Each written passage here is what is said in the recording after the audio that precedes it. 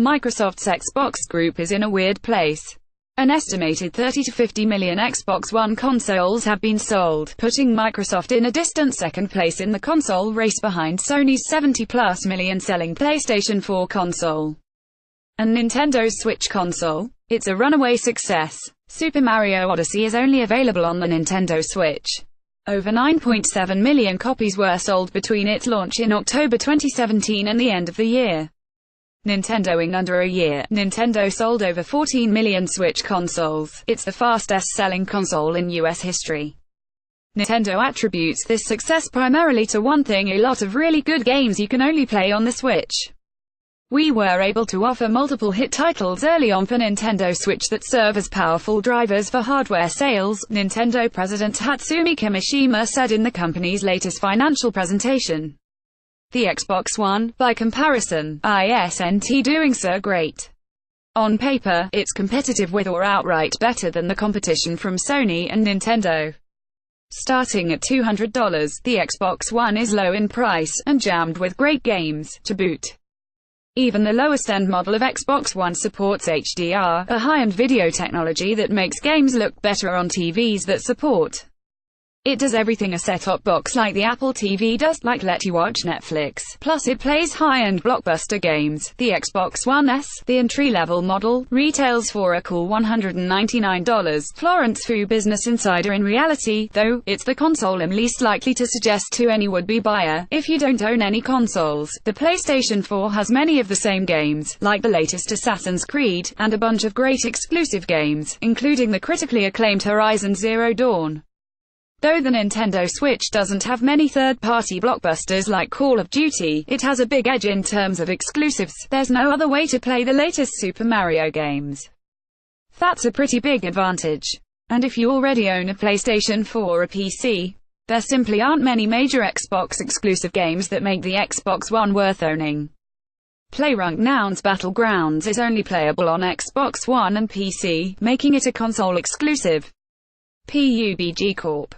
So, what's Microsoft going to do? That's the big question. Here are some ways they could go. View as one-page slides. Sorry not sorry, Tom. The latest rumors suggest Microsoft is considering an acquisition of some sort, a game development studio, a publisher that could bolster Microsoft's stable of intellectual properties. The company's most recently rumored as acquisition targets are as follows. 1. Makers of Madden, NFL and FIFA, among many others. 2. Valve, operators of Steam, makers of Dota 2 and Half-Life and much more. 3. PUBG Corp.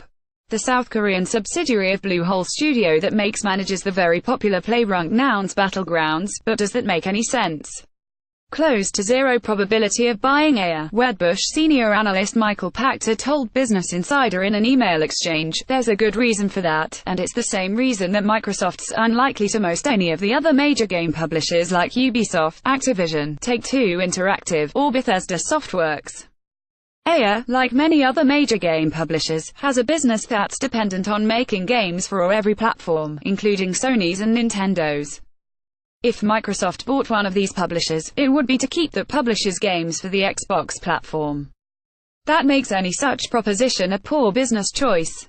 Not only would the publisher cost Microsoft a ton of money up front just to buy, but it would be difficult to make money back on the investment when they're suddenly limited to only developing for Xbox. That would lower revenues by a lot, unlikely to be made up by growth on Xbox, and would make a purchase prohibitively expensive, Pachter said.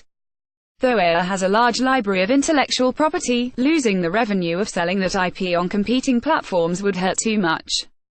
This same scenario applies directly to the other big publishers, from Activision Call of Duty to Ubisoft Assassin's Creed.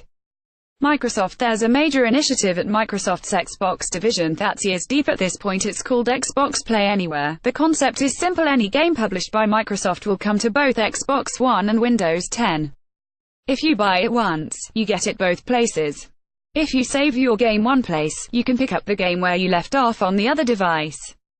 It's pretty sweet, and it may very well be the entire future of the Xbox business. The next platform might end up being the PC, Pachter said. The Xbox Anywhere initiative seems to acknowledge that a Windows 10 PC works fine as a game console. This doesn't mean saying goodbye to Xbox as a platform. It could on in software form, as a user-friendly interface on your TV for instance.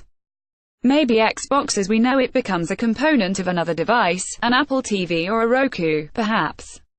In the short term, Microsoft is unlikely to abandon the Xbox console altogether. But you can, perhaps, expect Microsoft to shift focus towards the PC. There probably will be a next generation, Pachter said, but it is likely to be smaller. Valve co-founder and president Gabe Newell is a former Microsoft employee who left to found Valve Software in the mid-90s.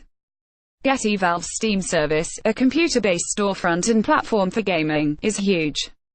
Somewhere in the ballpark of 200 million people actively use it every month. If Microsoft's looking to the future of Xbox as a computer-based platform that works anywhere instead of only on a dedicated piece of hardware created by Microsoft, buying Valve would certainly be a way to massively bolster that initiative. Not only does Valve have Steam, which brings a huge chunk of new users and a lucrative storefront, but Valve also owns a bunch of classic gaming IP.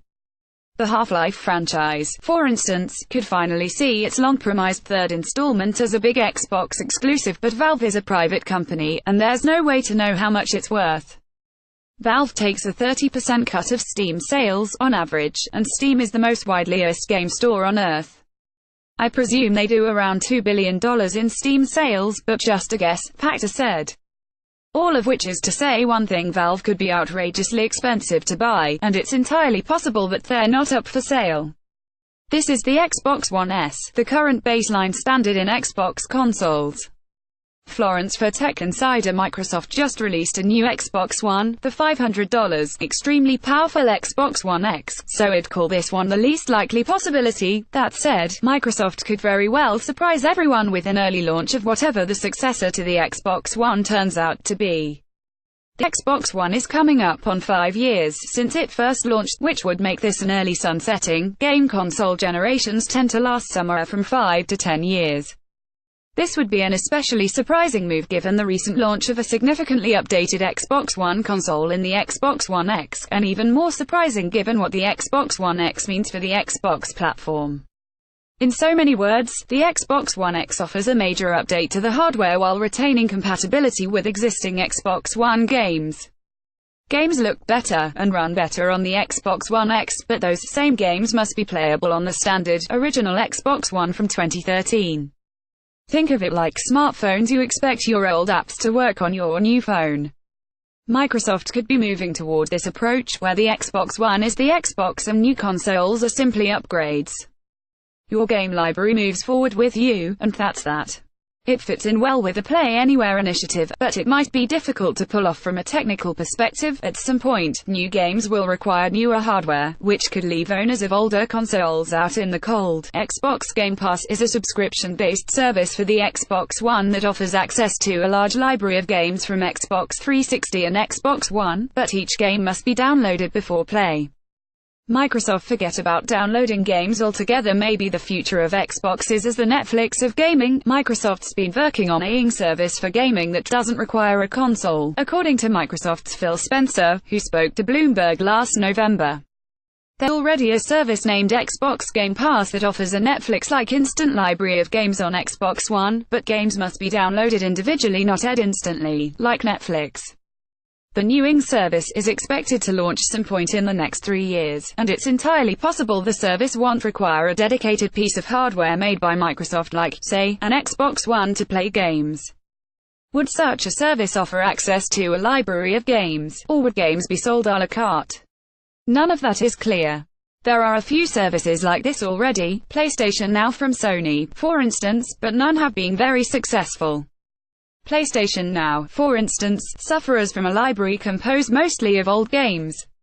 Moreover, Ing services introduce technical problems like network latency that turn normal gaming into a mess. These hurdles could be overcome, no doubt, but it's an uphill battle.